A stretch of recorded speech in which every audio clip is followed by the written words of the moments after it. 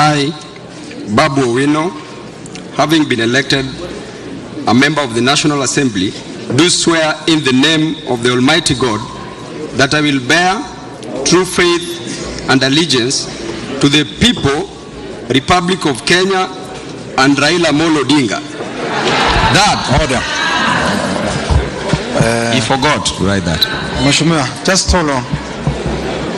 The Constitution says that it should be taken in the form it is prescribed. Okay.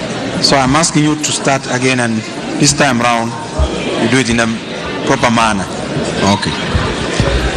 I, Babu Owino, having been elected a member of the National Assembly, do swear in the name of the Almighty God that I will bear true faith and allegiance to the people and the Republic of Kenya, that I will obey, respect, uphold, preserve, protect, and defend this Constitution of the Republic of Kenya, and that I will faithfully and conscientiously discharge the duties of a member of Parliament. So help me God.